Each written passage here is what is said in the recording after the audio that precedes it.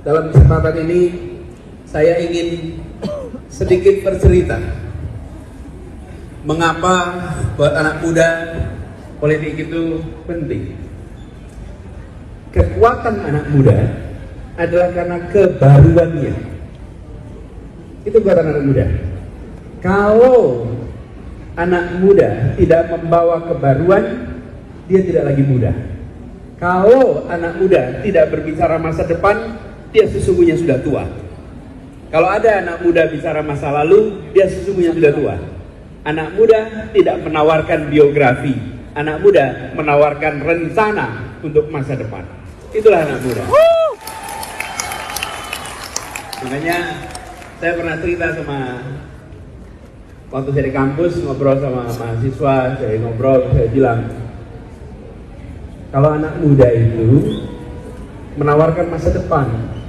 Jadi kalau diwawancara pekerjaan ditanya, anak muda, apa pengalamanmu? Maka jawab, saya tidak menawarkan pengalaman, saya menawarkan masa depan untuk Anda. Nah, biarkan yang menawarkan pengalaman orang tua tuh. Kalau anak muda menawarkan masa depan, kebaruan, kemampuan untuk melihat fenomena yang sama dalam perspektif yang berbeda. Karena barunya itu membuat dia bisa bertanya hal-hal yang tidak dipertanyakan. Membuat dia bisa melihat hal-hal yang sebelumnya terlewatkan. Bahkan beri contoh di Jakarta tahun lalu ada sebuah zebra cross. Zebra cross itu sudah ada bertahun-tahun. Tapi ada anak-anak muda melihat zebra cross ini bukan tempat penyeberangan saja, dipandang sebagai catwalk. Citayam. Ingat Citayam? Fenomena Citayam, ingat dah? Apa yang terjadi? Ini yang namanya zebra cross ini udah bertahun-tahun. Tapi di mata anak muda, ini bukan sekedar zebra cross. Ini adalah tempat untuk fashion show. Oke? Apa yang menarik? Bukan soal fashion show-nya. Anak muda memiliki kacamata kebaruan yang orang-orang sebelumnya tidak melihatnya. Oke? Jadi anak muda ini punya kebaruan, menawarkan masa depan. Anak muda melihat ke depan. Dan kalau ada anak muda sudah nulis biografi, sesungguhnya dia sudah tua. Dia sudah tua. Kalau anak muda tidak boleh nulis biografi. Anak muda itu menuliskan cita-cita, menuliskan mimpi, menuliskan gagasan. Itulah anak muda. Dan karena anak muda punya mimpi, maka anak muda adalah stok pemimpin masa depan. Perhatikan tuh, kata mimpi dengan mimpin, pemimpi dengan pemimpin. Seorang pemimpin haruslah pemimpi yang memiliki N, kemampuan untuk mengubah gagasan mimpi menjadi kenyataan. Itu huruf N loh. Okay? Jadi pemimpi yang mampu menerjemahkan mimpinya jadi kenyataan. Itulah pemimpin. Karena ada gagasan, ada mimpi, ada cita-cita. Jadi sekalian, teman-teman muda yang saya hormati, ketika Nasdem menyelenggarakan kegiatan Nasdem Youth Festival, maka sesungguhnya ini forum untuk melihat ke depan. Dan politik adalah tempat pengambilan keputusan-keputusan. Keputusan yang dilakukan hari ini, implikasinya bukan masa lalu, implikasinya masa depan. Politik adalah tempat di mana keputusan atas masa depan itu dibuat. Anak muda memikirkan masa depan, politik memiliki konsekuensi di masa depan. Keduanya harus menjadi satu kesatuan. Jadi kalau lihat, anak muda menawarkan masa depan, politik menentukan masa depan. Teman-teman sekalian, ketika kita bicara politik menentukan masa depan, saya beri contoh. Ketika hanya segelintir orang bisa ikut pendidikan di Bandung, ini salah satu pusatnya, Zaman kolonial Belanda, keputusan politiknya apa? Keputusan politiknya pendidikan dasar untuk sebagian orang, pendidikan tinggi hanya untuk kaum ningrat. Hanya untuk kaum ningrat. Kalau bukan dari kaum ningrat, tidak dapat pendidikan tinggi. Itu keputusan politik. Ketika Indonesia merdeka, diubah. Generasi pendiri Republik ini, mereka mendorong didirikan SMA di kabupaten-kabupaten di seluruh Indonesia. Mulai tahun 50-an dibuatlah SMA seluruh Indonesia.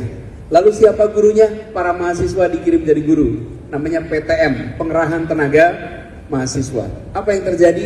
Tahun 60-an terjadi ledakan jumlah mahasiswa. Di tahun 60-an untuk pertama kalinya dalam sejarah bangsa ini, anak bukan siapa-siapa bisa mendapatkan pendidikan tinggi. Itu tahun 60-an. Dan Bandung salah satu rumah yang paling banyak menampung anak-anak bukan siapa-siapa. Termasuk ibu saya. Ibu saya sekolahnya di Bandung sini. Di Unpad sekolahnya. Kuliah di Unpad, masuknya tahun 58. Tahun 58 masuk ke Unpad. Di Kuningan, waktu itu lahir besar di Kuningan. Di Kuningan tidak punya SMA. Di tahun 50-an tidak ada SMA, dikirim SMA-nya ke Cirebon. Karena itu ada SMA. Lalu dikirim kuliahnya ke Bandung. Itu satu lapis generasi. Itu bukan anak siapa-siapa, dari orang biasa-biasa saja bisa masuk perguruan tinggi. Tahun 70-an mereka membentuk generasi kelas menengah pertama Indonesia. Dan tahun 80-an kita menyaksikan eskalator sosial ekonomi menemukan babak baru bagi Indonesia. Diperlukan waktu 3 dekade itu berdampak. 50-an, 60-an, 70-an. Siapa dididik apa hari ini menentukan siapa akan duduk di mana besok. Keputusan jalan tol, keputusan tentang penempatan bandara, keputusan tentang pendidikan, keputusan tentang kesehatan, itu semua keputusan politik. Tapi sering sekali kita justru enggan berada di wilayah itu. Saya pernah ngobrol dengan seorang mahasiswa, saya tanya gini, besok kalau udah lulus rencananya mau apa? Pak Rektor, saya mau bisnis ya. Nggak tertarik masuk politik? Enggak Pak. Dan wajah mahasiswa itu ke saya kelihatan agak aneh. Kok rektornya tanya mau masuk politik? Lalu saya tanya balik, kenapa nggak mau masuk politik? Karena politik itu kotor Pak. Jadi saya tanya balik, kalau bisnis bersih ya? Tidak juga. Bisnis bersih ya? Tapi sekalian, kotor dan bersih bukan soal sektor. Kotor dan bersih adalah soal cara menjalani di sektor apapun. Mau masuk sektor pendidikan pun bisa kotor. Mau masuk bisnis pun bisa kotor. Mau masuk politik pun bisa kotor. Tapi juga mau masuk pendidikan bisa bersih. Mau bisnis bisa bersih. Dan masuk politik pun bisa dikerjakan dengan cara yang benar. Jadi bersih atau kotor bukan sektor, itu adalah bagaimana cara kita menjalaninya. Nah, kita membutuhkan orang-orang yang tak bermasalah lebih banyak masuk di wilayah politik. Ini cerita sedikit pengalaman masa kecil. Waktu saya SD, saya itu dibolehkan naik sepeda jauh kalau perginya ke perpustakaan. Perpustakaan itu kira-kira dari rumah saya sekitar 4 km. Saya SD kelas 5 kira-kira. 4-5 boleh naik sepeda keluar dari kampung ke jalan aspal. Karena kalau di kampung jalannya tanah. Boleh naik jalan aspal asal ke perpustakaan. Jadi saya ke perpustakaan. Tapi sebenarnya ke perpustakaan itu bukan karena saya senang baca. Ke perpustakaan itu karena saya senang naik sepeda. Jadi naik sepedanya yang saya senang, bukan bukunya. Mana pula kita suka buku kelas 5 SD. Buku itu nomor sekian, naik sepeda, bermain. Tapi karena pilihannya hanya ke perpustakaan, jadi saya pinjam buku. Buku yang saya pinjam buku-buku biografi. Siapa yang saya pinjam biografinya? Saya baca buku biografi internasional maupun lokal. Yang lokal siapa? Saya baca buku biografi Soekarno. Saya baca biografi Agus Salim. Muhammad Hatta, Sahrir, Cokro Aminoto, itu tokoh-tokoh itu saya baca semua bukunya, biografinya. Ketika saya baca, orang tua saya bilang, Nis, kamu lihat ini ya contoh, lihat nih ya contoh. Semua nama-nama yang disebutkan, yang saya baca, itu kalau kita tanya hari ini, profesi mereka apa? Kalau tanya hari ini, Soekarno itu profesinya apa? Kalau tanya profesi hari ini, apa kira-kira? Kalau Bung Sahrir apa profesinya kira-kira? Teman-teman sekalian, Cokro Aminoto, Soekarno, Sahrir, Hatta, Nasir. Kalau ditanya profesi hari ini, mereka berprofesi sebagai politisi.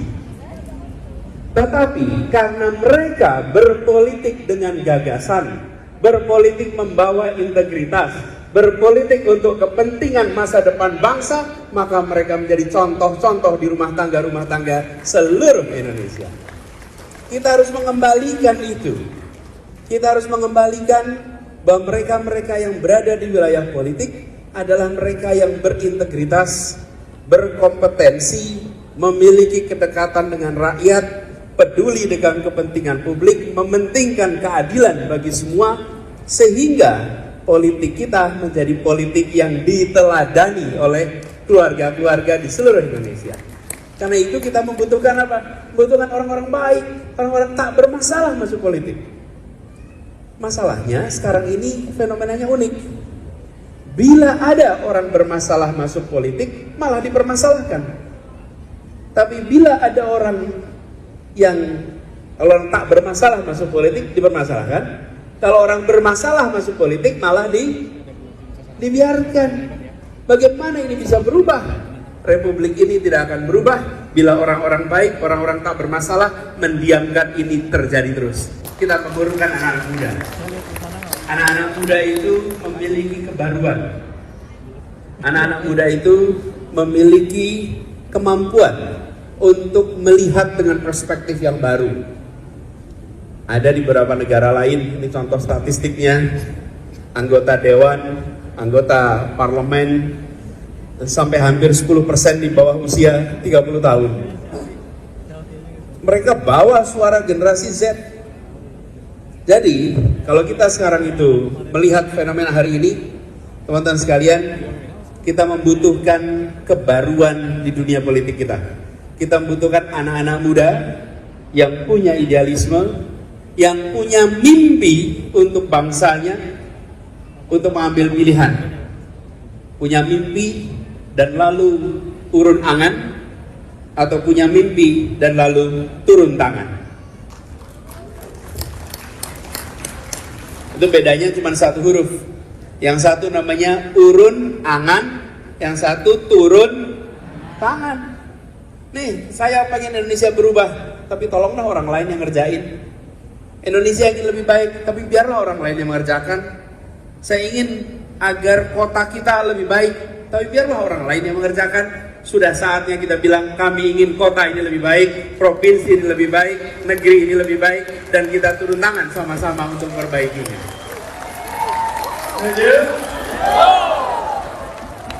Dan itu artinya, turun tangan itu, sahabat sekalian, turun tangan itu dua pilihan, mengerjakan di depan atau mendukung yang baik, tapi bergerak bersama.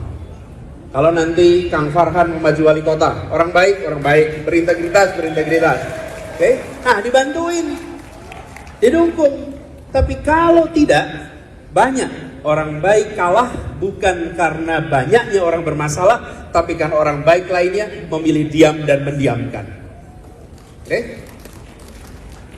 Kemenangan atas orang-orang bermasalah bukan karena mereka mampu mengorganisir saja, karena sesama orang baik diam, sesama orang baik tidak bergerak, sesama orang baik tidak turun tangan.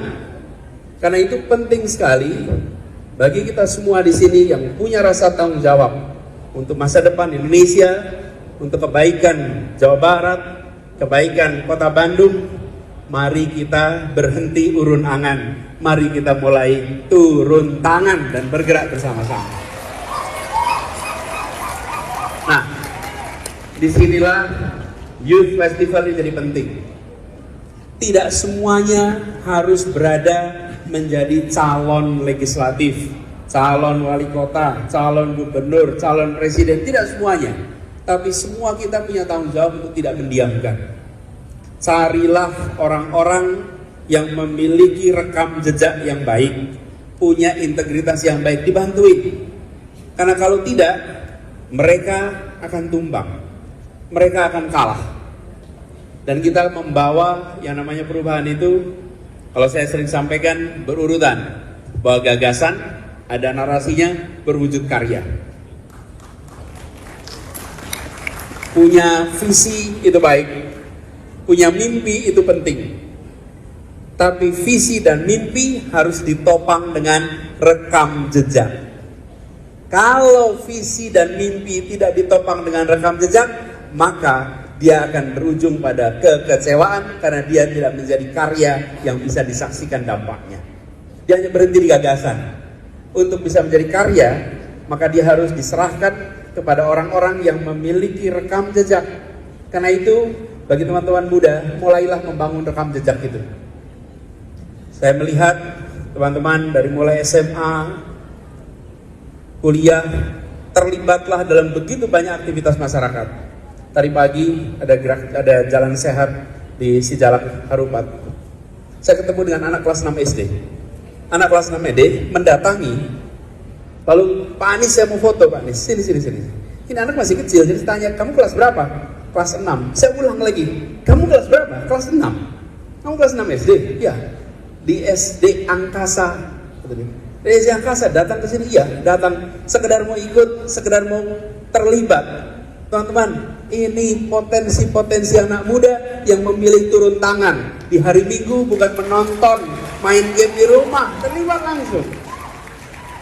Dan Nasdem Youth Festival hari ini ada segala macam potensi kegiatan di hari Minggu, dan Anda memilih untuk datang ke tempat ini. Ini adalah orang-orang yang peduli tentang Indonesia ke depan. Memilih turun tangan. Tidak bisa jalan sendirian. Anda memilih untuk memikirkan, Anda memilih untuk menempatkan muda, masa depan, perubahan sebagai satu kesatuan. Itulah kekuatan yang kita miliki. Nah, saya berharap kita dorong ini semua. Ada rekam jejak, ada gagasan, lalu diwujudkan dalam bentuk narasi, nanti insya Allah jadi karya. Dan Indonesia kita, tadi pembawa acara menceritakan, Indonesia kita ini adalah dibuat oleh anak-anak muda. Anak muda berkumpul tahunnya 1928, menyepakati hal yang sederhana, namanya satu bangsa, satu tanah air, bagaimana menjadi Indonesia. Dan yang memikirkan anak muda, mereka muncul pada masa itu dengan pesan yang dahsyat. Teman-teman sekalian yang luar biasa, pesan ketiga, satu bahasa persatuan. Coba satu bahasa persatuan. Yang dipilih bukan bahasa yang penggunanya paling banyak, bukan bahasa Jawa, bukan bahasa Sunda. Kalau ditanya penggunanya paling banyak gitu. Yang dipilih adalah bahasa Melayu Darata yang secara jumlah orang bukan paling banyak, tapi dipilih sebagai bahasa persatuan. Apa yang terjadi hari ini dengan adanya kesepakatan itu? Kita boleh berbeda latar belakang, kita boleh berbeda bahasa ibu, tapi kalau kita duduk bersama, kita tidak perlu penerjemah untuk menunjukkan kita satu bangsa Indonesia. Nah, perlu lihat Uni Eropa. Uni Eropa itu negaranya ada 28, bahasa resminya 23. Ketika mereka berkumpul di belakang penerjemah menerjemahkan, dan kita semua yang peserta di parlemen pakai headset mendengarkan terjemahannya. Saya sering katakan kepada mereka, kalau mau belajar tentang kematangan di dalam membangun sebuah bangsa, kematangan berdemokrasi, maka tengok sebuah bangsa di ujung paling timur selatan Asia, namanya Indonesia. Itu yang bisa jadi contoh buat dunia. Siapa yang munculkan? Anak-anak muda. Kenapa? Karena mereka melihat yang tidak dilihat oleh generasi sebelumnya. Jadi saya berharap teman-teman sekalian, setelah Nasdem Youth Festival ini, kita ingin lebih banyak anak-anak muda mau terlibat dalam politik, mau mendukung kegiatan politik, dan membawa perubahan demi orang-orang baik, orang-orang tak bermasalah, bisa mendorong perubahan di Indonesia.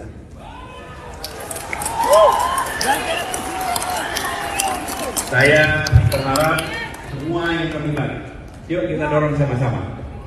Dan tadi, tidak semua harus berada di dalam proses pencalonan, tapi jangan tinggal diam, membantu bergerak. Dengan cara begitu, insya Allah perubahan akan bisa terjadi di Indonesia, dan apa yang kita saksikan hari ini nanti berbekas di masa depan. Seperti dikatakan tadi, keputusannya hari ini dampaknya masa depan. Keputusan politik tidak berdampak di masa lalu, tapi berdampak di masa depan. Anak muda terlibat hari ini, izinkan membuat sejarah untuk masa depan Indonesia yang lebih baik. Terima kasih untuk semuanya. Assalamualaikum warahmatullahi wabarakatuh. Sampurasun.